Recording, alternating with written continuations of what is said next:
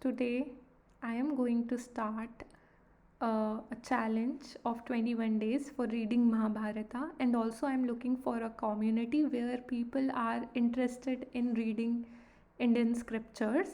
So, if this challenge gathers audience and a little community, it will be very favorable for me because I'm very much interested into reading these scriptures.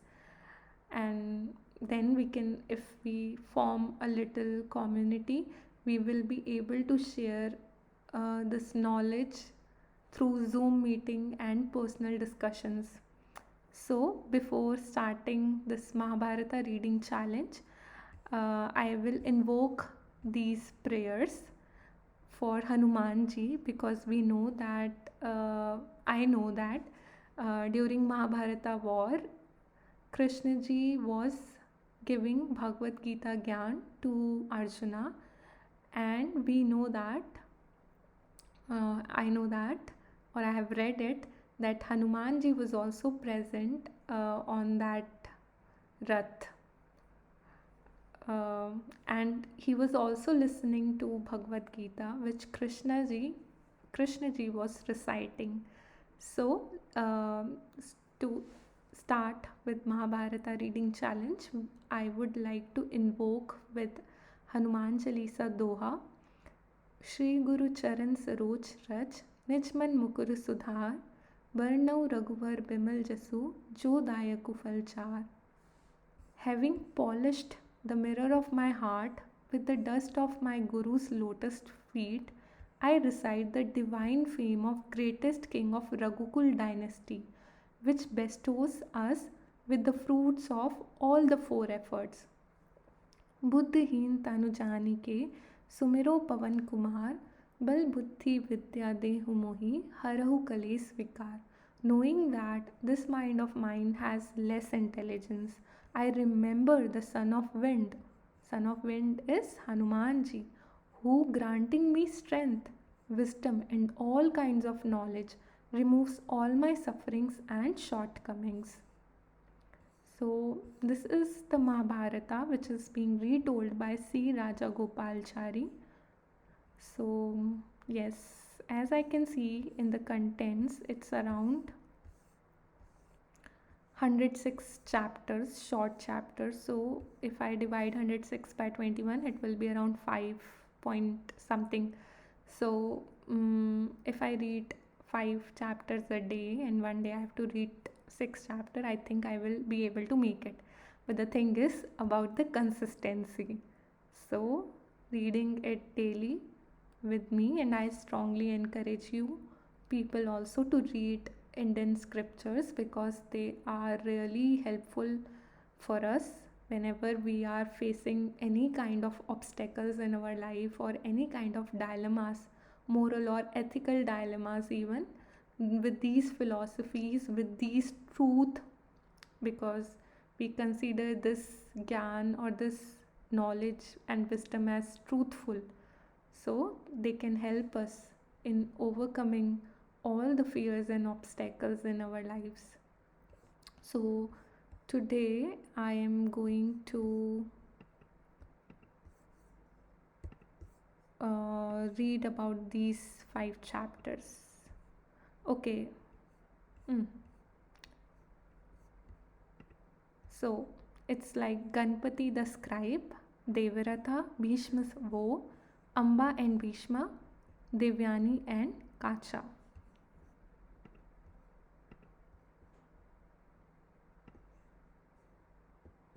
Okay. So I think I'm going to read it until here, from here. Let's see. Let's see if I can be able to do it or not.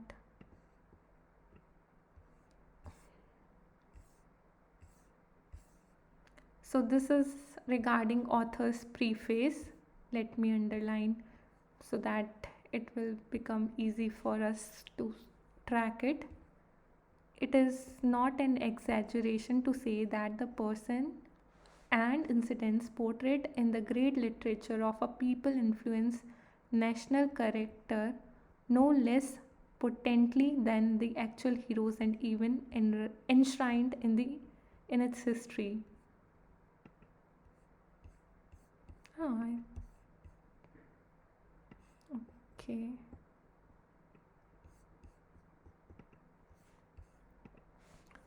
It may be claimed that former play an even more important part in the formation of ideas which give to character its impulse of growth. In the moving history of our land, from time immemorial, great minds have been formed and nourished and touched to heroic deeds by the Ramayana and Mahabharata. In most Indian homes, children formerly learned these immortal stories as they learned their mother tongue at the mother's knee. And the sweetness and sorrows of Sita and Draupadi, the heroic fortitude of Rama and Arjuna, and the loving fidelity of Lakshmana and Hanuman became the stuff of their young philosophy of life. So we already are aware of all of these tales, Indians especially, because they have seen these in movies. We know Sita, character of Sita, Rama, Arjuna, and unwavering support from Lakshmana and Hanumanji when this Ramayana was happening, the epic Ramayana was happening. So we are aware of all of these stuff since our childhood. Let's see how Raja Gopalchari has written it. The growing complexity of life has changed the simple pattern of early homes life. Still, there are few in our land who do not know the Ramayana and the Mahabharata, though the stories come to them so embroidered with the garish fancies of Kalakshepam, devotional meeting where an expert scholar and singer tells a story to his audience, and the cinema has to retain but little of the dignity. So as I mentioned you that we have seen mostly this in televisions. So we have like watched it in our childhood. Okay, so and the cinema to retain but little of the dignity and approach to the truth of Vyasa or Valmiki, because we are also familiar that in all those TV serials or now also whenever we have these kind of epics, we have some kind of fictional addition, whereas the approach is to read the real truth of Vyasa or Valmiki. Vyasa's Mahabharata is one of our highest, noblest heritage, and it is my cherished belief that to hear it faithfully told is to love it and come under its elevating influence. It strengthens the soul and drives home, as nothing else does, the vanity of ambition and the evil and futility of anger and hatred. So basically, here they are telling us to read it or to hear it faithfully, to love it, and to come under its elevating influence. It strengthens our soul and drives home as nothing else. Because our soul, I don't know how many of you have experienced this, that because nowadays people are more into thinking, like they are very practical, and some of them are being changed into this robotic kind of people where they are only worried about their work wealth. Also, some of them are aware about their health also, but many of us with this hustle bustle culture, we are very much into this work culture. But do we know that we have a soul which longs for some deeper meaning, or are we aware of this fact? So basically here they are telling us that it strengthens the soul and drives home, because our soul wants to be joyful. Soul doesn't know any hatred or anything else, but it knows only to love. But our nature or personality, the surrounding, the conditioning makes us, you know, feel jealous. Sometimes we do evil things also. We become angry. We tend to hate people. So to remove all kind of these negative emotions, because our soul doesn't know how to hate, how to be angry. It just knows how to love. you know when you have some soul connection with someone, you can have it with God, or with, of course we all have soul connection with God. And then we have a soul connection with parents also. Sometimes, if God is so kind with us, that sometimes he sends people in our life through which we can receive these guidance. For example, gurus are there. you know I have also received God consciousness from my supervisor, PhD supervisor. She is Dr. Marriott. She has guided me towards God consciousness, and since then I am practicing reading Hindu scriptures. So I think that was the moment in my life when I was lost completely and I needed something, because I remember from that time nothing was able to help me. No connection. Like, I was talking to my parents little bit, but you know, I was not able to recognize myself. Like, I was completely lost. So she helped me with the God consciousness, and since then I am into this kind of spirituality. But still, I am trying to control my anger, and I do not hate anyone, but I can become angry, and I think I I will work on this anger thing. I have actually worked on this anger thing, but yes. Okay, so the realities of life are idealized by genius and given the form that makes drama, poetry, and great prose. So, like, we all have some moral values and some idealized thoughts. So, how do we inculcate it? We have inculcated since childhood through these epics, you know, since literature is closely related to life. So long as the human family is divided into nations, literature cannot escape the effect of such divisions. Yeah, this is also right. But the highest literature transcends regionalism, and through it, when we are properly attuned, we realize the essential oneness of human family. Mhm. The Mahabharata is of this class. It belongs to the world and not only to the India. To the people of India, indeed, this epic has been an unfailing and perennial, perennial source of spiritual strength, learnt at the mother's knee with reverence and love.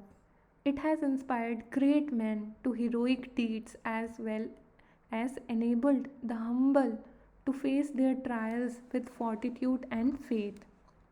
I love this, what they have written here, because I know that to have faith is the most important thing to achieve anything, even to achieve this, to achieve this challenge of reading Mahabharata in 21 days. I have to have faith on a higher supreme. And we have also invoked Doha from Hanuman Chalisa, so they will favor us, to read this scripture in 21 days. Okay, and they are saying that it is just not for Indians, it is for the world, because people are deceiving. So, some people are more into trusting other people, and you know out of love or out of trust they get betrayals. So in order to save your soul from such betrayals and also to fight against those betrayals or against your own fears, one must read Mahabharata.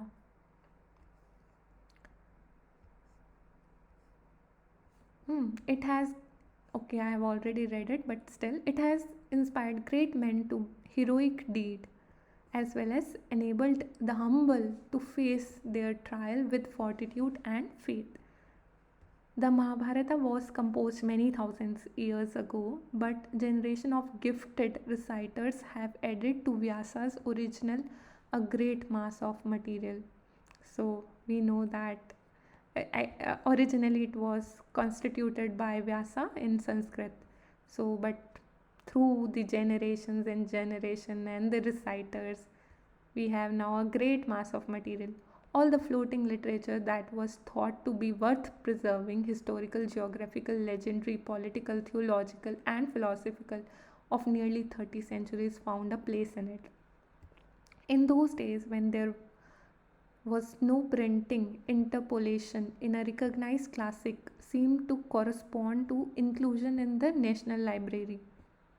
I think there are some kind of, you know, I don't know, divested of these accretions, the Mahabharata is noble poem possessing in a supreme degree the characteristics of true epic, great and faithful movement, heroic characters and stately diction. The characters in the epic movie with the vitality of real life, it is difficult to find anywhere such vivid portraiture on so ample a canvas. Bhishma, the perfect knight, the venerable Drona. What is the meaning of venerable? Venerable. The vain but chivalrous Karna, Duryodhana, whose perverse pride is redeemed by great courage in adversity, the high souled Pandavas with godlike strength. Ah, this is nice. The high souled Pandavas with godlike strength as well as the power of sufferings. This is very, very good thing because the people who are very nice, godlike strength, and you know they also they tend to suffer a lot, but they have a godlike strength which allows them to feel the suffering and to overcome those sufferings. Draupadi, the most unfortunate of queens. Kunti, the worthy mother of heroes. Gandhari, the devoted wife, of course, because we know Dhritarashtra was blind and Gandhari became blind for her, for him.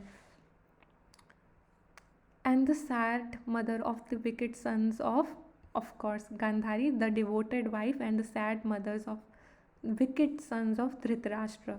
These are some of the immortal figures on that crowded but never confused canvas. So basically, the author here is trying to portray us the main character in this epic Mahabharata. He is basically trying to tell us the view from the youth, from the war, who all are present in this epic war, and what are their characters. Okay, then there is a great Krishna himself. Wow. Okay, let's underline Krishna ji with different color, maybe more punk blue. Krishna ji, do you like blue? Okay, then there is great Krishna himself, most energetic of men, whose divinity scintillates through a cloud of very human characteristics. His high purposefulness pervades the whole epic. One can read even a translation and feel the overwhelming power of incomparable vastness and sublimity of this poem. The Mahabharata discloses a rich civilization and a highly evolved society. Okay, yes, we know that was a rich civilization and the society was already evolved at that time, which though of an older world, strangely resembles the India of our own time with the same values and ideals. India was divided into a number of independent kingdoms, occasionally one king more distinguished or ambitious than the rest would assume the title of emperor, securing the acquiescence of other royalties and signalized it by great sacrificial feast. The adherence was generally voluntary.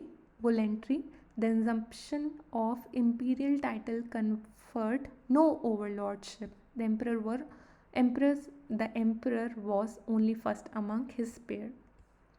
The art of war was highly developed, and military prowess and skill were held in high esteem. We read in Mahabharata of standardized phalanxes. Okay, what is the meaning of phalanxes? Let's underline it also. Now, my vocabulary will also be improved, and reading skills also, and of various tactical movements. There was an accepted code of honorable warfare, deviation from which met with reproof among Kshatriyas. So basically, we know that whenever there is, something, a warlike situation, there are some accepted code of honorable, so warlike welfare. The advent of Kali age, this Kalyug age, is marked by many breaches of these conventions in the Kurukshetra battle on account of the bitterness of conflict, frustration, and bereavements. Some of the most impressive passages in the epic center around these breaches of dharma, of course. So we know that Mahabharata was fought, the war was fought because of the breaches of many, courtships. These courts were breached, breaches of dharma was there. The population lived in city and villages. The city were the headquarters of kings and their household and staff.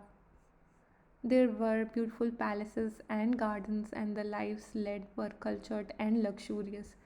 There was trade in the cities, but the mass of the people were agriculturalist. So at that time, most of the people were into the agriculture field. Beside this urban and rural life, there was a very highly cultured life in the seclusion. Seclusions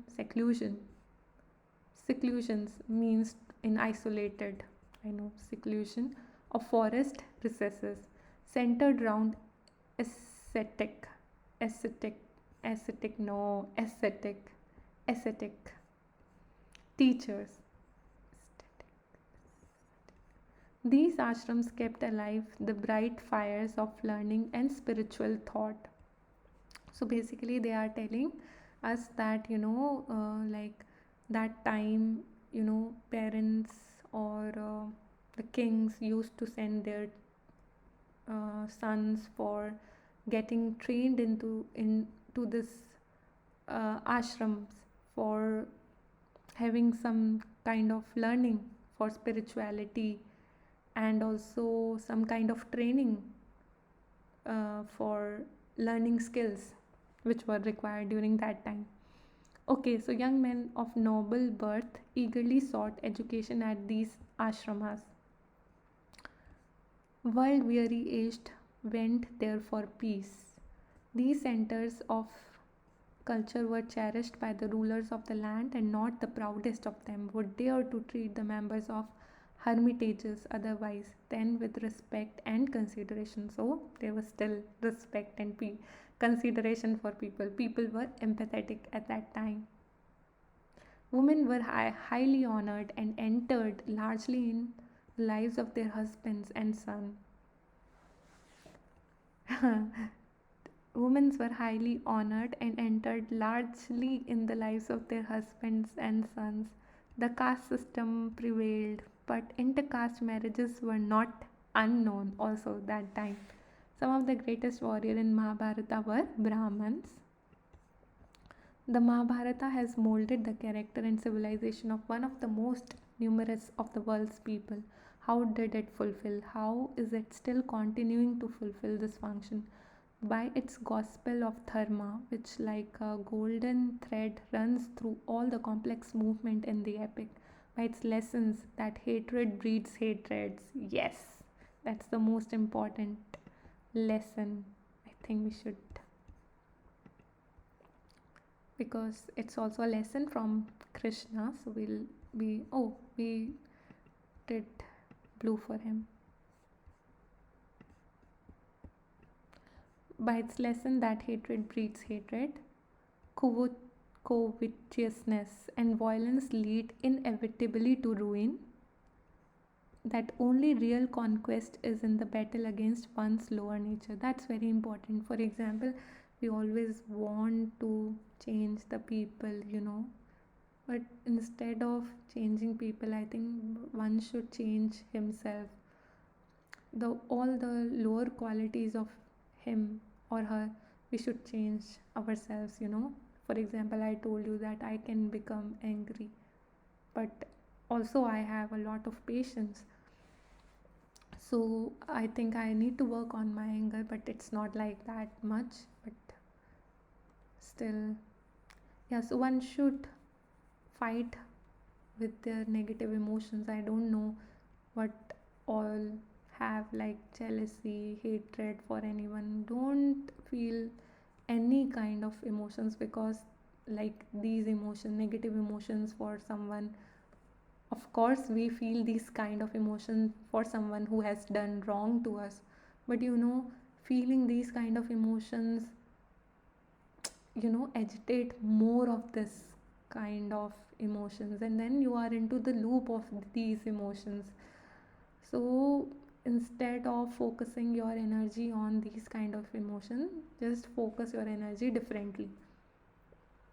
It's very good that the only real conquest in the battle against one's lower nature. Yeah, but here, of course, it was against Pandavas and Kauravas were fighting, and Pandavas needed to fight this battle because what they had gone through was not good and also unfair, right? So, Ganpati describe. Okay. Bhagwan Vyasa, the celebrated compiler of Vedas, was the son of great sage Prashar. It was he who gave to the world the divine epic of Mahabharata. So Vyasa wrote this Mahabharata. Having conceived the Mahabharata, he thought of the means of giving the sacred story to the world. He meditated on Brahma, the creator who manifested himself before him. Vyasa saluted him with bowed head and folded hands and prayed, Lord, I have conceived an excellent work, but cannot think of one who can take it down to my dictation.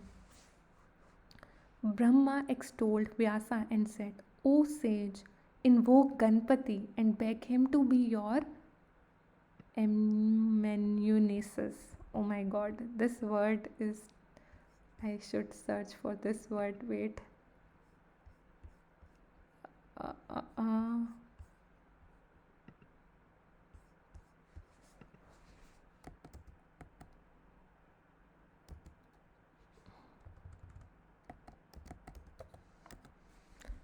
What is this word?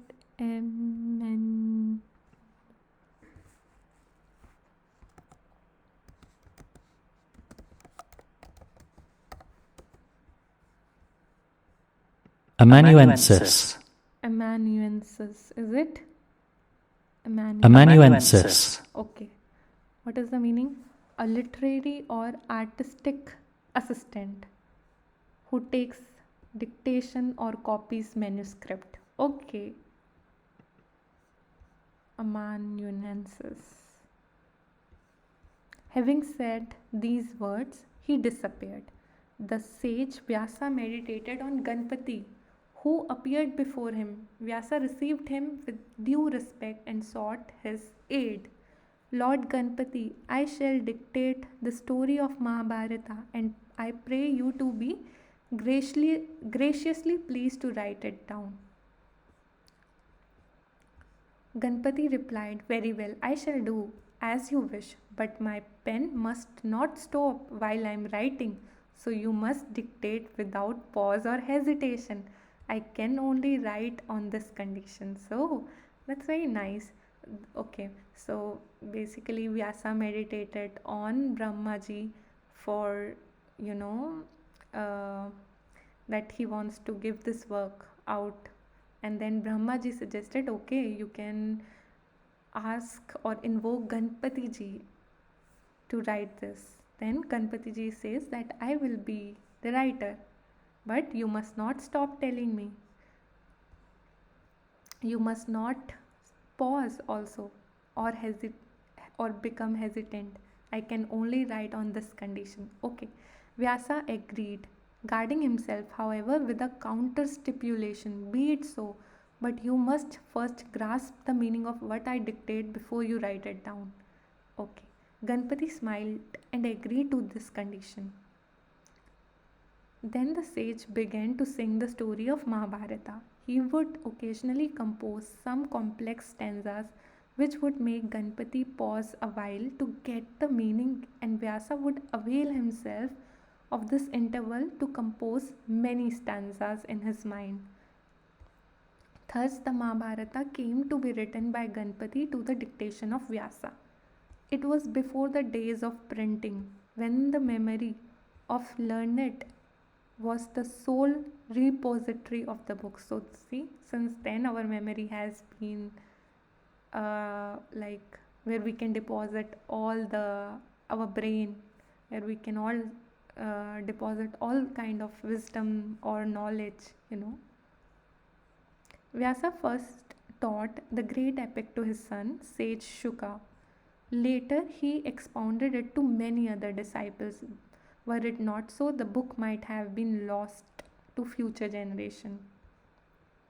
Tradition has it that Narada told the story of Mahabharata to the Devas, while Sukha told it to Gandharvas, the Rakshasa, and the Yakshas.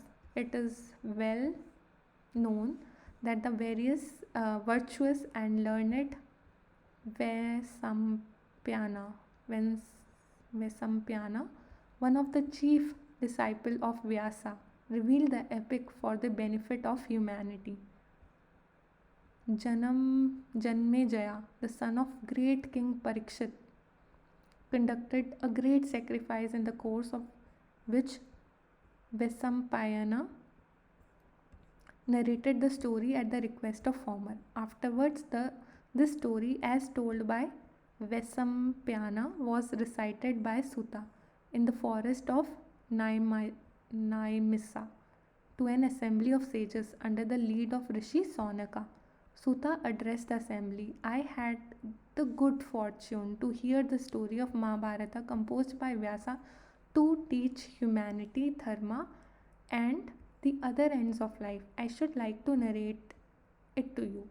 At these words, the ascetics eagerly gathered around him. Sutta continued, I heard the main story of the Mahabharata and the episodic tales contained therein told by Vesampyana at the sacrifice conducted by King Janmejaya. Afterwards, I made an extensive pilgrimage to various sacred places and also visited the battlefield where the great battle described in epic was fought. I have now come here to meet you all. He then proceeded to tell the whole story of Mahabharata in the grand assembly. After the death of the great king Shantanu, Chitrangada became king of Hastinapur, and he was succeeded by Vichitravirya. Later had two sons, Dhritarashtra and Pandu, the elder of two being born blind. So Dhritarashtra was blind. Pandu, the younger brother, ascended the throne. In the course of this reign, Pandu committed a certain offense and had to restore to the forest with his two wives, where he spent many years in the penance. During their stay in the forest, the two wives of Pandu, Kunti and Madri, gave birth to 5 sons, who became well known as 5 Pandavas. Pandu passed away. While they were still living in the forest, the sages brought up the 5 Pandavas during their early years. When Yudhishthira, the eldest, attained the age of 16, the rishis led them all back to the Hastinapur and entrusted them to the old grandsire Bhishma. In a short time, the Pandavas gained mastery over the Vedas and Vedanta as well as over the various arts, especially pertaining to the Kshatriyas. The Kauravas, the son of blind Dhritarashtra, became jealous of Pandavas and tried to injure them in various ways. Finally, Bhishma, the head of the family, intervened to bring about mutual understanding and peace between them. Accordingly, the Pandavas and the Kauravas began to rule separately from their respective capitals, Indraprastha and Hastinapur. So, Pandavas were ruling from Indraprastha and Kauravas were ruling from Hastinapur. Sometime later, there was a game of dice between the Kauravas and Pandavas. According to then prevailing Kshatriya code of honor, Shakuni, who played on the behalf of Kauravas, defeated Yudhishthira. So Yudhishthira is an eldest brother amongst Pandavas, right? So as a result, the Pandavas had to be in exile for a period of 13 years. Okay, they left the kingdom and went to the forest with their devoted wife. Devoted wives. So wives are devoted. Oh, Krishna. ये तो सभी all got underlined. So let's just okay.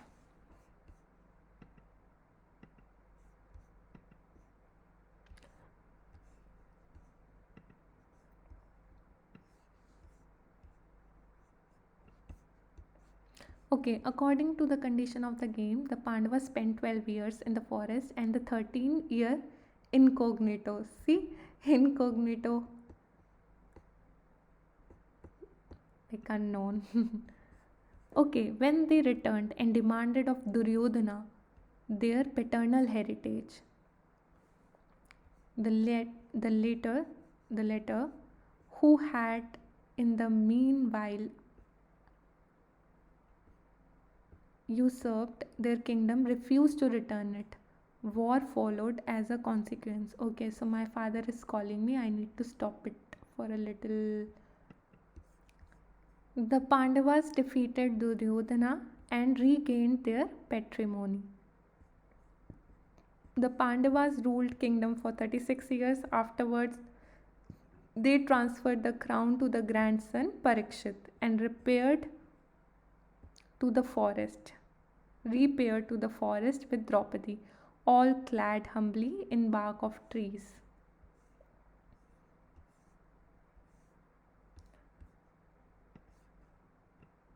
This is the substance of the story of Mahabharata. In this ancient and wonderful epic of our land, there are many illustrative tales and sublime teachings beside the narrative of fortunes of Pandava.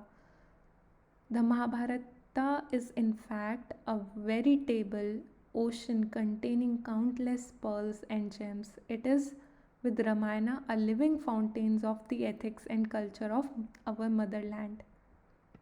Okay, so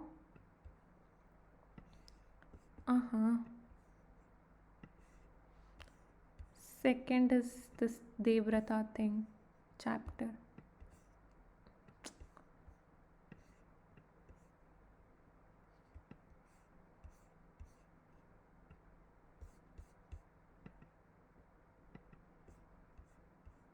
Why is it not going?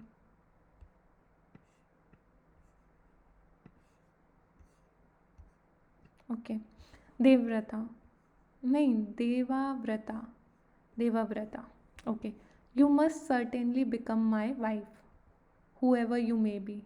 Thus said the great king Shantanu to the goddess Ganga, who stood before him in human form, intoxicating his senses with her superhuman loveliness. The king earnestly offered for her love his kingdom, his wealth, his all, his very life. Ganga replied, O king, I shall become your wife, but on certain condition that neither you nor anyone else should ever ask me who I am or whence I come. You must also not stand in the way of whatever I do, good or bad, nor must you ever be worth wroth with me on my account whatsoever. You must not say anything displeasing to me. If you act otherwise, I shall leave you then and there. Do you agree? Yeah, so Devavrata. So, as this tells us that King Shantanu, on seeing goddess Ganga, was like wanted her to become his wife, and he earnestly offered her love, his kingdom. He earnestly offered for her love, his kingdom, his wealth, his all, his very life. So he was like, I want to marry you no matter what, take everything from me. So Ganga replied, O king, I shall become your wife, but on one condition. The condition was that he will never ask her for uh, anything related to her actions. So he cannot ask that why is she doing that and this. And the see here, it's very important thing. You must not say anything displeasing to me. No, we can say in anger anything to anyone. We have already forgotten everything, not just we but all in our surroundings. So, but this is an important thing to take into account. We must not say anything displeasing to anyone, and we should not allow them also to say anything displeasing to us. If you act otherwise, I shall leave you then and there. Do you agree? The infatuated king vowed his assent, and she became his wife and lived with him. So the king was already infatuated, King Shantanu. The heart of the king was captivated by her modesty and grace and the steady love she bore him. King Shantanu and Ganga lived a life of perfect happiness, oblivious of the passage of time. She gave birth to many children. Each newborn baby she took to the Gangas and cast it to the river, and then returned to the king with a smiling face. Shantanu was filled with the horror and anguish at such fiendish conduct. Fiendish. The author has used a very strong word. Let's see what is the meaning of fiendish. Not Google.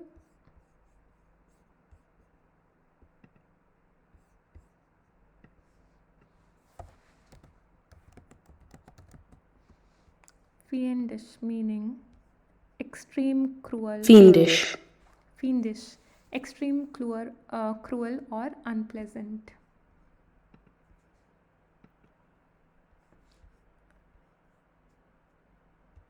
Okay. So Shantanu was horrified with her act of casting babies into the river, newborn babies, but suffered it all in the silence because he already gave this promise of not asking her anything about anything, mindful of the promise he had made. Often he had wondered who she was, where from she had come, and why she acted like a murderous witch. Still bound by his words and his all mastering love for her, he uttered no word of blame or remonstrance. Thus she killed 7 children. When the 8th child was born and she was about to throw it into the Gangas, Shantanu could not bear it any longer. He cried, Stop, stop, why are you bent on this horrid and unnatural murder of your own innocent babies? With this outburst, the king restrained her. "O great king," she replied, "you have forgotten your promise, for your heart is set on your child, and you do not need me anymore. I go, I shall not kill this child, but listen to my story before you judge me. I, who am constrained to play this hateful role by the curse of Vashishta." So, okay, the goddess Ganga had already been cursed by Vashishta. Am the goddess Ganga, adored of gods and men. Yeah, we adore goddess Ganga. Vashishta cursed the 8 Vasus to be born in the world of men, and moved by their supplication said, "I was to be their mother. I bore them to you, and well is it for you that it was so. For you will go to the higher regions for this service you have done to 8 Vasus. I shall bring up this last child of yours for some time, and then return it to you as my gift." After saying this word, the goddess disappeared with child. It was this child who later became famous as Bhishma. This was how the Vasus came to incur Vashishta's curse. They went for a holiday with their wives to a mountain tract where stood the hermitage of Vashishta. One of them saw Vashishta cow Nandini grazing there. Its divinely beautiful form attracted him, and he pointed it out to the ladies. They were all loud in praise of the graceful animal, and one of them requested her husband to secure it for her. He replied, "What need have we, the Devas, for the milk of cows? This cow belongs to sage Vashishta, who is the master of the whole place. Men will certainly become immortal by drinking its milk, but this is no gain to us, who are already immortal. Is it worth our while incurring Vashishta's wrath merely to satisfy a whim?" But she was not thus to be put off. "I have a dear companion in the mortal world. It is for her sake that I make this request. Before Vishishta returns, we shall have escaped with the cow. You must certainly do this for my sake, for it is my dearest wish." Finally, her husband yielded. All the Vasus joined together and took the cow and its calf away from them. When Vashishta returned to his ashrama, he missed the cow and the calf because they were indispensable for his daily rituals. Very soon he came to know by his yogic insight all that had taken place. Anger seized him, and he uttered a curse against the Vasus. The sage whose sole wealth was his austerity, willed that they should be born into the world of men. When the Vasus came to know of this curse, repentant too late, they threw themselves on the sage's mercy and implored forgiveness. Vashishta said, "The curse must needs take its course. Prabhasa, the Vasu who had seized the cow, will live long in the world in all the glory, but other will be freed from the curse as soon as born. My words cannot prove ineffective, but I shall soften the curse to this extent." Afterward, Vashishta set his mind again on his austerities, the effect of which had been slightly impaired by his anger. Sages who perform austerities acquire the power to curse, but every exercise of this power reduces their store of merit. The Vasus felt relieved and approached the goddess Ganga and begged of her, "We pray you to become our mother. For our sake, we beseech you to descend to the earth and marry a worthy man.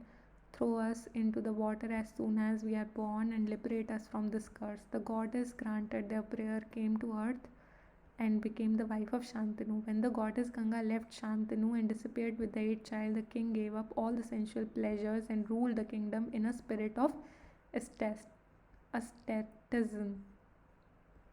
One day he was wandering along the banks of the Gangas. He saw a boy endowed with the beauty and form of Devendra, the king of gods. The child was amusing himself by casting a dam of arrow across the Gangas in flood, playing with the mighty river as the child with an indulgent mother. To the king, who stood transfixed with amazement at the sight, the goddess Ganga revealed herself and presented the child as his own. She said, O king, this is the eighth child I bore you. I have brought him up till now. His name is Devavrata. Devavrata. He has mastered the art of arms and equal Parshurama in prowess. He has learned the Vedas and the Vedanta from Vasishtha and is well versed in the arts and science known to Sukra. Take back with you this child who is a great archer and hero as well as a great master in statecraft. Then she blessed the boy, handed him to his father, the king, and disappeared. Now comes the Bhishma Swo. With joy, the king received to his heart and his kingdom the resplendent and youthful prince Devavrata and crowned him as a Yuvraja, the heir apparent. 4 years went by when one day as a king was when wandering on the banks of the Yamuna, the air was suddenly filled with a fragrance so divinely sweet that the king sought for its cause, and he traced it to a maiden so lovely that she seemed a goddess. A sage had conferred on her the boon that a divine perfume should emanate from her, and this was now pervading the whole forest. From the moment the goddess Ganga left him, the king had kept his senses under control, but the sight of this divinely beautiful maiden burst the bonds of restraint and filled him with an overmastering desire. He asked her to be his wife. The maiden said, I am a fisherwoman, the daughter of the chief of the fishermen. May it please you to ask him and get his consent. Her voice was sweet as her form. The father was an astute man. He said, O king, there is no doubt that this maiden, like every other, has to be married to someone, and you are indeed worthy of her. Still, you have to make a promise to me before you can have her. Shantanu replied, If it's just a promise, I shall make it. See, without even knowing it. The chief of fisher folk said, The child born of this maiden should be the king after you. Though almost mad with passion, the king could not make his promise, as it meant setting aside the godlike Devavrata, the son of Ganga, who was entitled to the crown. It was a prince that could not be thought of without the shame. It was a prize that could not be thought of without shame. He therefore returned to his capital, Hastinapur, sick with baffled desire. He did not reveal the matter to anyone and languished in silence. One day Devavrata asked his father, My father, you have all that your heart could wish. Why then are you so unhappy? How is it that you are like one pinning away with a secret sorrow? The king replied, Dear son, what you have say is true. What you say is true. I am indeed tortured with mental pain and anxiety. See, that time also we people were having this mental pain and anxiety. You are my only son, and you are always preoccupied with military ambitions. Life in the world is uncertain, and war are incessant. If anything untowards befall you, our family will become extinct. Of course, you are equal to 100 sons still. Those who are well read in scripture say that in this transitory world, having but one son is the same as having no sons at all. It is not proper that perpetuation of our family should depend on a single life, and above all things, I desired the perpetuation of our family. This is the cause of my anguish. The father prevaricated, being ashamed to reveal the whole story to his son. The wise Devrata realized that there must be a secret cause for the mental condition of his father, and questioning the king's charioteer come to know, and questioning the king's charioteer, came to know of the meeting with the fisher maiden on the banks of Yamuna. He went to the chief of fishermen and besought his daughter's hand on his father's behalf. The fisherman was respectful but firm. My daughter is indeed fit to be king's spouse, then should not her son become king. But you have been crowned as heir apparent and will naturally succeed your father. It is this that stands in the way. Devrata replied, I give you my word, the son born of this maiden shall be the king, and I renounce in his favor my right as heir apparent. And he took a vow to that effect. The chief of fishermen said, O best of Bharata race, you have done what no one else born of royal blood has you have done till now. You are indeed a hero. You can you can yourself conduct my daughter to king. Your father still hear with patience the word of mine which I say as the father of girl.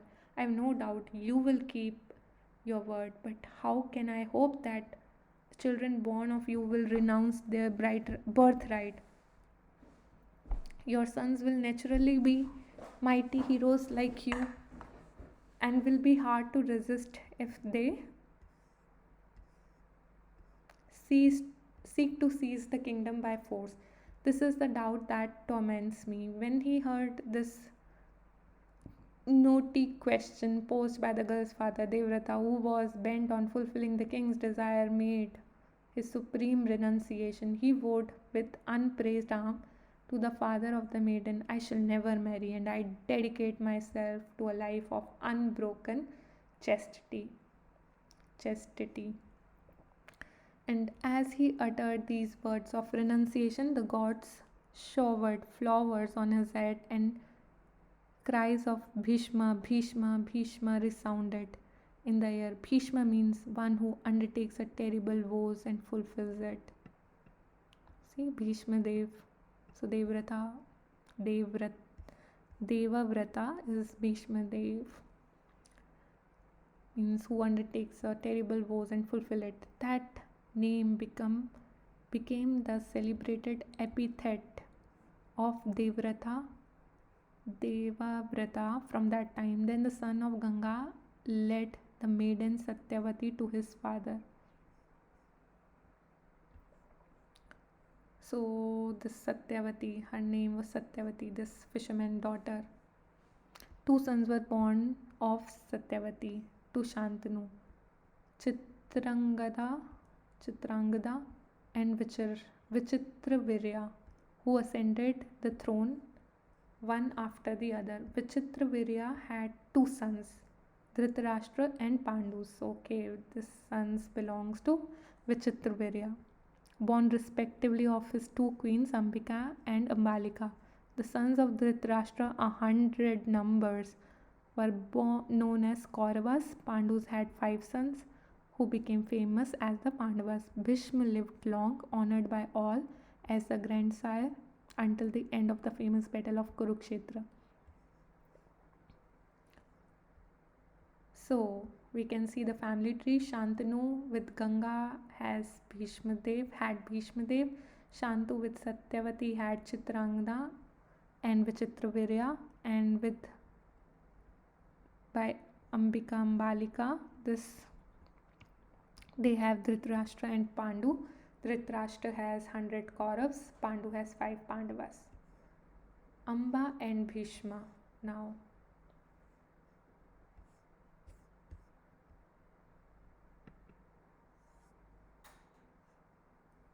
Amba and Bhishma. Chitrangada, the son of Satyavati, was killed in the battle with Gandharva. As he died childless, his brother Vichitravirya was the rightful heir and was duly crowned king. And as he was a minor, Bhishma governed the kingdom in his name till he became of age. When Vichitra Virya reached adolescence, Bhishma cast about for a bride for him. And as he heard that daughters of the king of Kasi were to choose their husbands according to the ancient Kshatriya practice, he went there to secure them for his brother. The rulers of Kosala, Vanga, Pundra, Kalinga, and other princes and potentates potentates had also repaired to Kasi for the Swayamvar, attired in their best. The princesses were so far famed for beauty and accomplishment that there was fierce competition to win them. Bhishma was famous among the Kshatriyas as mighty men at arms. At first, everyone thought that the redoubtable hero had come merely to witness the festivities of the Swayamvar, but when they found that he was also a suitor, the young princes felt themselves let down and were full of chagrin. They did not know that he had really come for the sake of his brother Vichitra Virya. The princess began to cast affronts at Bhishma. This most excellent and wise descendant of the Bharata race forgets that he is too old and forgets also his vow of celibacy. What has this told what has this old man to do with the Swamvar? Fie on him. The princesses who were to choose their husbands barely glanced at the old man and looked away. Bhishma's wrath flamed up. He challenged the assembled princess, princes to trial of their manhood and defeated them all. And taking the three princes in his chariot, he set out for Hastinapur. But before he had gone far, Salva, the king of Sobala country who was attached to Amba, intercepted and opposed him, for that princess had mentally chosen Salva as her husband. After a bitter fight, Salva was worsted, and no wonder, as Bhishma was peerless bowman.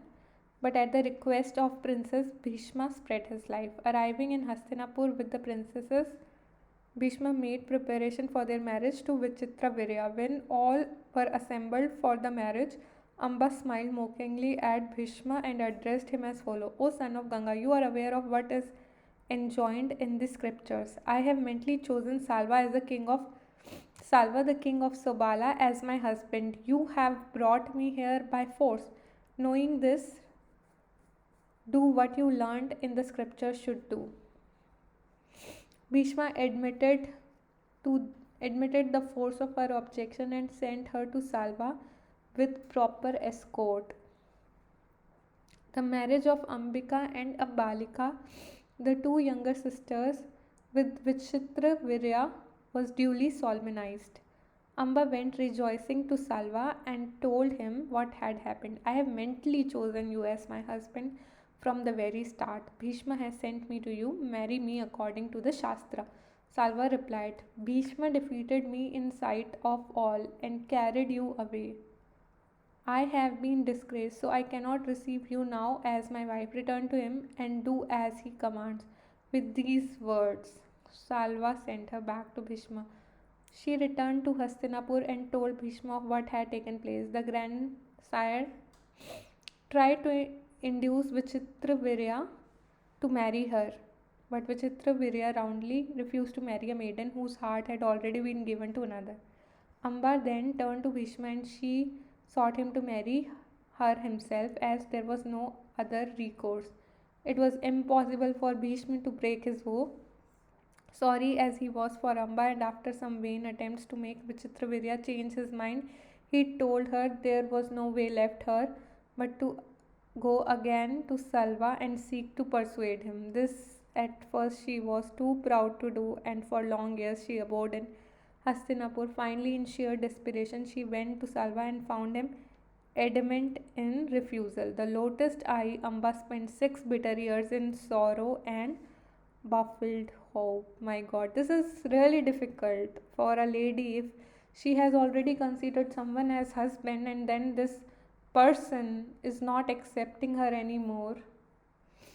So I can understand this pain. The lotus eye Amba spent 6 bitter years in sorrow and baffled hope, and her heart was seared with suffering, and all the sweetness in her turned to gall, and fierce hatred towards Bhishma as the cause of her blighted life. She sought in vain for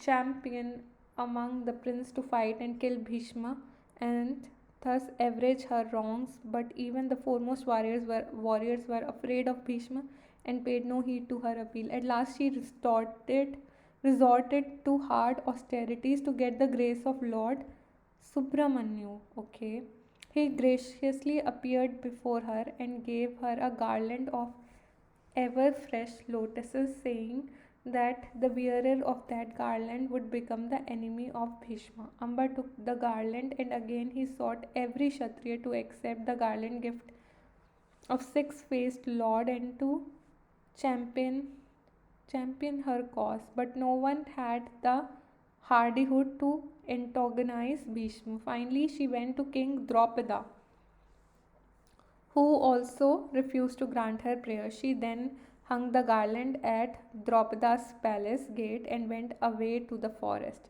Some ascetics whom she met there and to whom she told her sorrowful tale advised her to go to Parshurama as a suppliant. She followed their advice. On hearing her sad story, Parshurama was moved with compassion and said, "Dear child, what do you want? I can ask Salva to marry you if you wish to." Amba said, "No, I do not wish it. I no longer desire marriage or home or happiness. There is now but one thing in life for me, revenge on Bhishma. The only boon I seek is the death of Bhishma." Parshuram, moved as much by her anguish as by his abiding hatred of Kshatriya race, espoused her cause and fought with Bhishma. It was a long and equal combat between the two greatest men at arms of the age, but in the end, Parshurama had to acknowledge defeat. He told Amba, "I have done all that I could and I have failed. Throw yourself on the mercy of Bhishma. This is the only course left to you." Consumed with grief and rage and kept alive only by passion for revenge, Amba went to the Himalayas and practiced rigorous austerities to get the grace of Shiva. Now that all human aid had failed her, Shiva appeared before her and granted her a boon that in her next birth she would slay Bhishma. Okay. Amba was impatient for that rebirth which would give her heart's desire. She made a pyre and plunged into the fire, pouring out the flame in her heart into scarcely hotter blaze of the pyre. By the grace of Lord Shiva, Amba was born as the daughter of King Draupada. A few years after her birth, she saw the garland of never fading flowers that still hung at the palace gate and had remained there untouched by anyone through fear. She put it round her neck. Her father Draupada was in consternation at her temerity, which he feared would draw on his head the wrath of Bhishma. He sent his daughter in exile out of the capital to the forest. She practiced austerities in the forest and in time was transformed into a male and became known as Shikandin. Okay. Known as the warrior Sikhandin.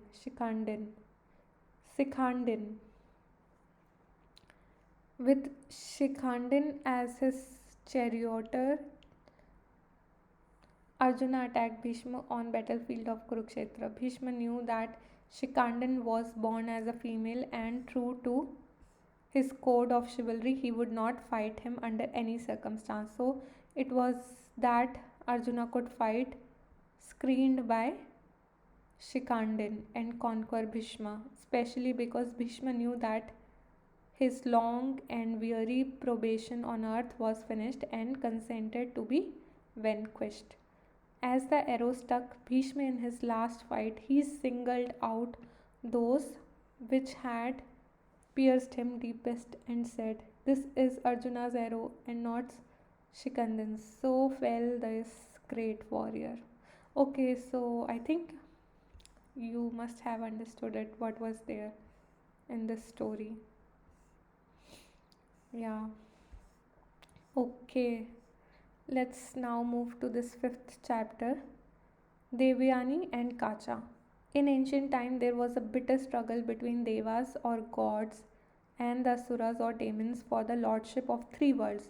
Both belli- belligerents, belligerents had illustrious preceptors. Brihaspati, who was preeminent in the knowledge of the Vedas, was the guiding spirit of Devas, while the Asuras relied on Shukracharya, profound wisdom. Okay, so I don't know how many of you are familiar with astrology. So in astrology we have like 9 planets, right? So like sun, like in our astrology is our birth chart, right? Sun, moon, Venus is this Shukracharya, Mercury, then Rahu, Ketu are also there, Mangal, Chandra, Surya, and Brihaspati, Guru.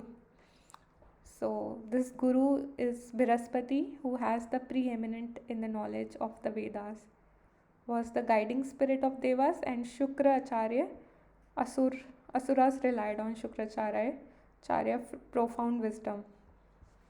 The Asuras had the formidable advantage that Shukracharya alone possessed the secret of Sanjeevani, which could recall the dead to life.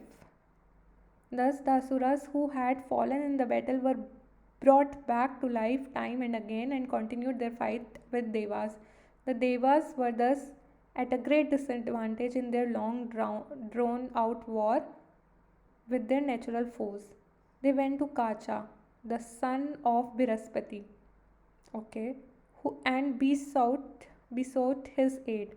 They begged him to win his way into the good grace of Shukracharya and persuade him to take him as a pupil. Once admitted to intimacy and confidence, he was to acquire by fair means or foul the secret of Sanjeevani and remove the great handicap under which the Devas suffered. Kacha acceded,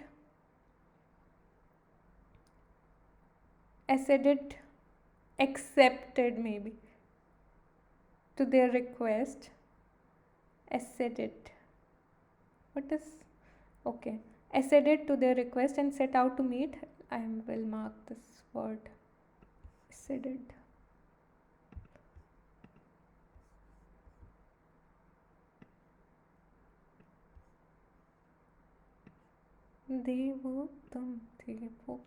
Okay. Acceded to their request and set out to meet Shukracharya, who lived in the capital city of Vrishaparva, the king of Asuras. Kacha went to the house of Shukra and after due salutations addressed him thus: "I am Kacha, the grandson of sage Angiras and son of Brihaspati. Brihaspati is also known as Thursday. I am Brahmacharan, seeking knowledge under your tutelage.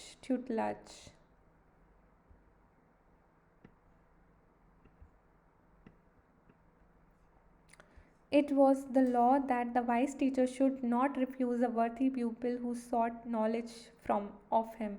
So Shukra acceded and said, "Kacha, you belong to a good family. I accept you as my pupil. The more willingly that by doing so I shall also be showing my respect for Brihaspati." So see, Venus also pays respect to Brihaspati. Although Brihaspati is a guru and is a guru of Devta, and Shukra is the guru of Danav, Rakshasa, because this planet Rahu Ketu uh, and Shukra and Shani, they belongs to this Asur planets, and Dev planets are Mars, Moon, Sun, and Jupiter. And Mercury has friendship with both. So if one knows their astrological charts, they can find it out. Okay, I accept you as my pupil the more willingly that by doing so I shall also be showing my respect for Brihaspati. Kacha spent many years under Shukracharya, rendering to perfection the prescribed duties in the household of his master. Shukracharya had a lovely daughter Devyani, of whom he was extremely fond. Kacha devoted himself to pleasing and serving her with song and dance and pastimes, and succeeded in winning her affection without detriment, however, to the woes of Brahmacharya. When the Asuras came to know of this, they became anxious, as they suspected that Kacha's object was somehow to wheedle out of Shukracharya the secret of Sanjeevani. They naturally sought to prevent such a calamity. One day, as Kacha was engaged in grazing the cattle of his master, the Asuras seized him, tore him to pieces, and cast his flesh to the dogs. When the cattle returned without Kacha, Devyani was filled with anxiety and ran to her father with loud lamentation. The sun has set, she wailed, and your nightly fire sacrifice has been performed. Still, Kacha has not returned home. The cattle have come back by themselves. I fear some mishap has befallen Kacha. I cannot live without him. The fond father employed the art of Sanjeevani and invoked the dead youth to appear. At once, Kacha came back to life and greeted the master with smiles. Asked by Devyani the reason for his delay, he told her that he was grazing the cattle. The Asuras came suddenly on him and slew him. How he came back to life he knew not, but come back to the life he did, and there he was. On the on another occasion, Kacha went to forest to pluck flowers for Devyani, and again the Asuras seized and killed him, and pounding his body to a paste, mixed it up in a sea water. As he did not return even after a long time, Devyani went as before to her father, who brought Kacha back to life by Sanjeevani, and heard from him all that had taken place. For the third time again, the Suras killed Kacha, and very cleverly, as they thought, burnt his body, mixed the ashes in wine, and served it to Shukracharya, who drank it, suspecting nothing. Once more, the cows returned home without their keeper, and once again Devyani approached her father and heard distressful appeal for Kacha. Shukracharya tried in vain to console his daughter. Though I have again and again brought back Kacha to life, said he, the Asura seemed bent upon killing him. Well, death is the common lot, and it is not proper for a wise soul like you to sorrow at it. Your life is all before you to enjoy with youth and beauty and the goodwill of the world. Devyani deeply loved Kacha, and since the world began, wise words have never cured the ache of bereavement. Bereavement.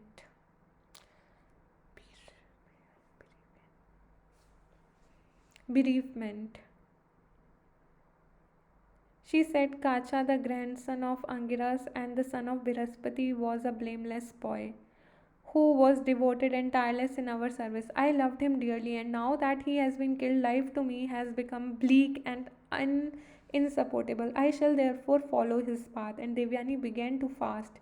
Shukracharya, heart stricken by his daughter's sorrow, became very angry with Asuras and felt that heinous sin of killing a Brahmana would weigh heavily on their fortunes. He employed the Sanjeevani art and called upon Kacha to appear. By the power of Kacha, dispersed as he was in the wine which was inside Shukracharya's body at that time, regained life, but prevented by the peculiarity of his location from coming out, he could only answer to his name from where he was. Shukracharya examined in angry amazement. O Brahmacharan, how did you get into me? Is this also the work of the Suras? This is really too bad and makes me feel like killing the Asuras immediately and joining the Devas. But tell me the whole story. Kacha narrated it all, in spite of the inconvenience imposed by his position. Vesampayana continued. The high souled and austere Shukracharya of immeasurable greatness became angry at the deceit practiced on him in his wine, and proclaimed for the benefit of humanity, virtue will desert the man who through lack of wisdom drinks wine. Okay, see? He will be an object of scorn at all. This is my message to humanity, which should be regarded as an imperative scriptural injunction. Then he turned to his daughter Devyani and said, "Dear daughter, here is a problem for you. For Kacha to live, he must rend my stomach and come out of it. And that means death to me. His life can only be brought by my death." Devyani began to weep and said, "Alas, it's dead to me either way. For if either of you perish, I shall not survive."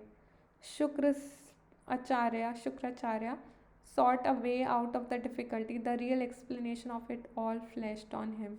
He said to Kacha, "O son of Viraspati, I now see with what object you came, and verily you have secured it.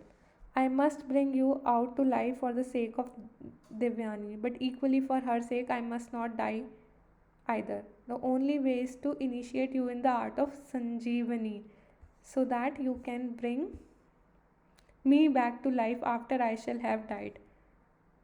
When a way is torn out through my entrails for you, you should employ the knowledge I am going to impart to you and revive me, so that Devyani need not grieve for either of us." Accordingly, Shukracharya imparted the art of Sanjeevani to Kacha. Immediately, Kacha came forth from Shukracharya's body, emerging like the full moon from a cloud, while the great preceptor fell down mangled and dead. But Kacha at once brought Shukracharya back to life by means of his newly acquired Sanjeevani. Kacha bowed down to Shukracharya and said, "The teacher who imparts wisdom to the ignorant is a father.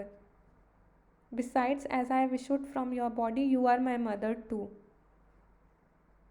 Kacha remained for many more years under the tutelage of Shukracharya. When the period of his woe ended, he took leave of his master to return to the world of the gods.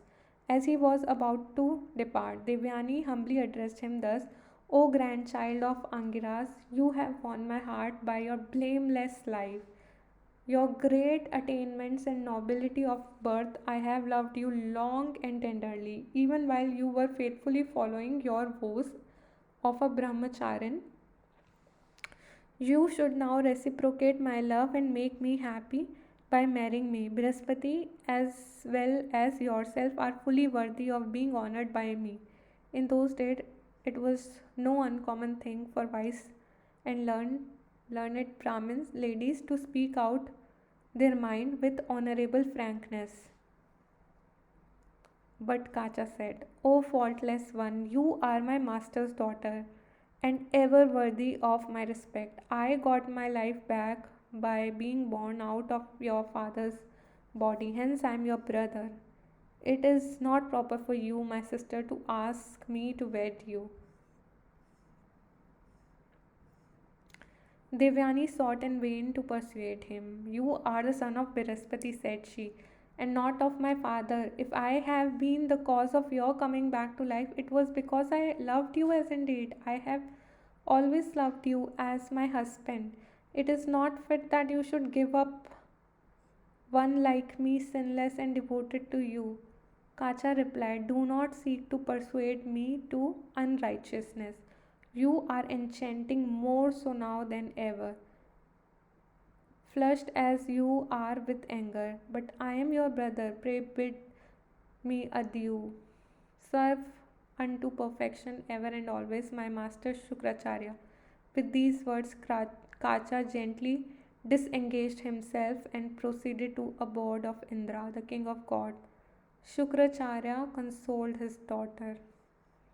Okay, so we will read 6th chapter also, the marriage of Devyani.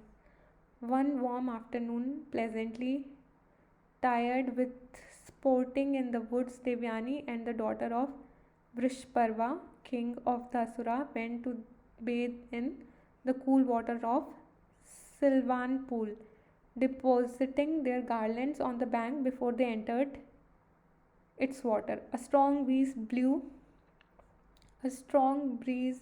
their clothes together into a huddled heap, and when they came to take them up again, some mistake naturally occurred.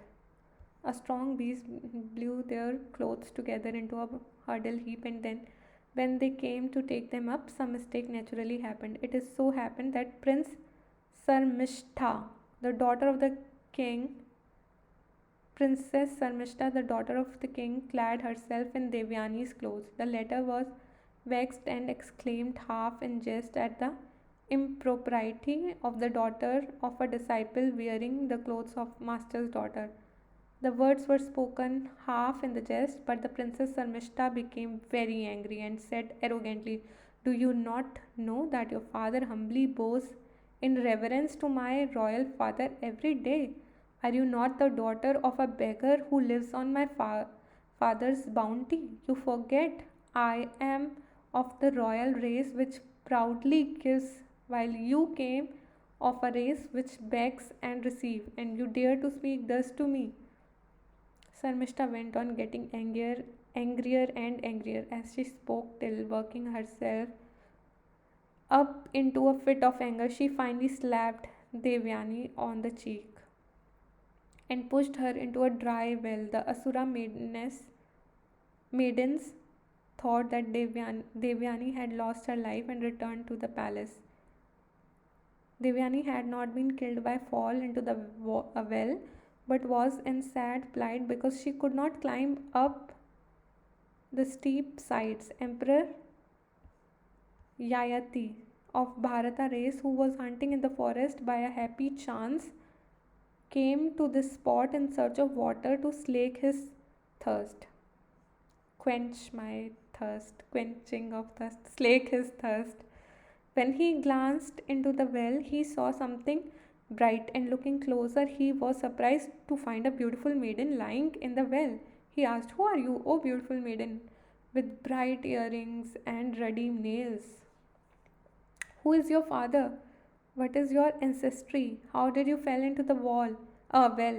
She replied, "I am the daughter of Shukracharya. He does not know that I have fallen into the well. Lift me up." And she held forth her hands. Yati seized her hand and helped her out of the well. Devyani did not wish to return to capital of the king of Asuras. She did not feel it safe to go there.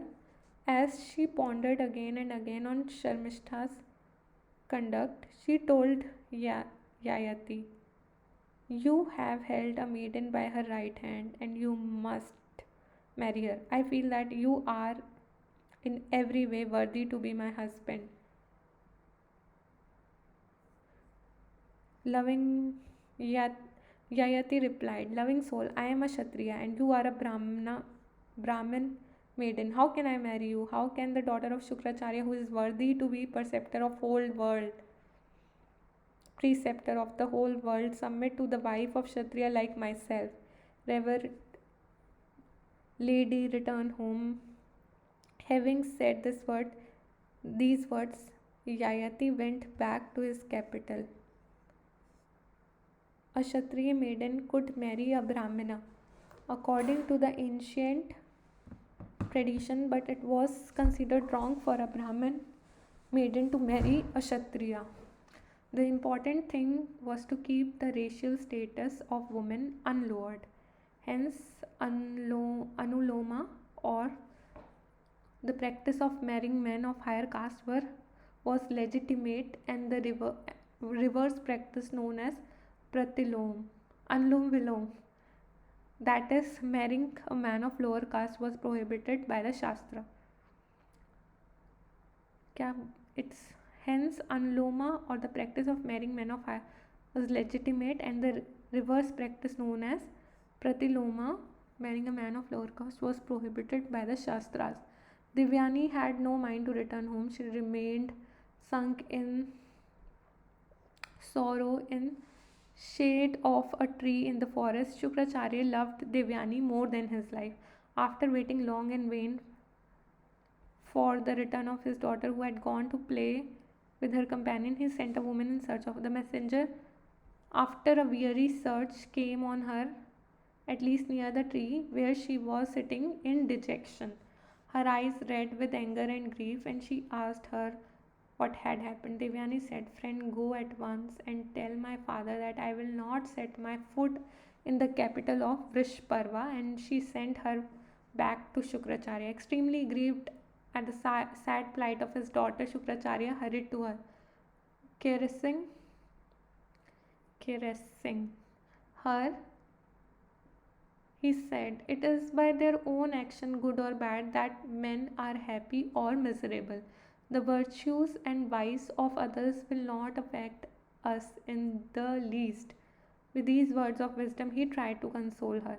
She replied in sorrow and anger, "Father, leave alone my merits and faults, which are after all my concern. But tell me this, was Sharmishtha, the daughter of Vrishparva, right when she told me you were but a minstrel singing the praises of king? She called me the daughter of mendicant living on the doles won by flattery. Not content with this arrogant contumely, she slapped me and threw me into a pit which was nearby. I cannot stay in any place within her father's territory." And Devyani began to weep. Shukracharya drew himself up proudly. "Devyani," he said with dignity, "you are not the daughter of a court minstrel. Your father does not live on the wages of flattery. You are the daughter of one who is reverenced by all the world. Indra, the king of God, knows this, and Vrishparva is not ignorant of his debt to me. But no worthy man extols his own merits, and I shall say no more about myself. Arise, you are a peerless gem among women, bringing prosperity to your family. Be patient, let us go home." In this context, Bhagwan Vyasa advises humanity in general in following the words of counsel addressed by Shukracharya to his daughter. He conquers the world who patiently puts up He conquers the world who patiently puts up with the abuse of his neighbor. He who controls his anger as a horseman breaks an unruly horse is indeed a charioteer, and not he who merely holds the reins but lets the horse go whither it would. He who sheds his anger just as snake its slow is a real hero. He who is not moved despite the greatest torment inflicted by other will realize his aim. He who never gets angry is superior to the ritualist who faithfully perform for 100 years the sacrifice ordained by scripture. Servants, friends, and brothers, wife, children, virtue, and truth abandon the man who gives way to anger. The wise will not take to heart the words of boys and girls. Devyani humbly told her father, "I am indeed a little girl, but I hope not too young to benefit by great truth taught by you. Yet it is not proper to live with persons who have no sense of decency or decorum. The wise will not keep company with those who speak ill of their family. However rich they may be, the ill-mannered are really the veritable Chandals outside the pale of caste. The virtuous should not mix with them. My mind is ablaze with anger roused by the taunts of Vrishparva's daughter, the wounds inflicted by weapons may close in time, scales may heal gradually, but wounds inflicted by words remain painful as long as one lives. Shukracharya went to Vrishaparva and fixing his eyes on him, gravely said, O king, though one's sins may not bring immediate punishment, they are sure sooner or later to destroy the very germ of prosperity. Kacha, the son of Brihaspati, was brahmacharin who had conquered his senses and never committed any sin. He served me with fidelity and never strayed from the path of virtue. Your attendants tried to kill him. I bore it. My daughter, who holds her honor high, had to hear dishonoring words uttered by your daughter. Besides, she was pushed into a well by your daughter. She cannot any more stay in your kingdom. Without her, I cannot live here either. So I am going out of your kingdom. At these words of the king of the Asuras were sorely troubled and said, I am ignorant of the charges laid at my door. If you abandon me, I shall enter fire and die. Shukracharya replied, I care more for the happiness of my daughter than for the fate of you and your Asuras, for she is the one thing I have and dearer to me than life itself. If you can appease her, it is well and good, otherwise I go. Vrishparva and his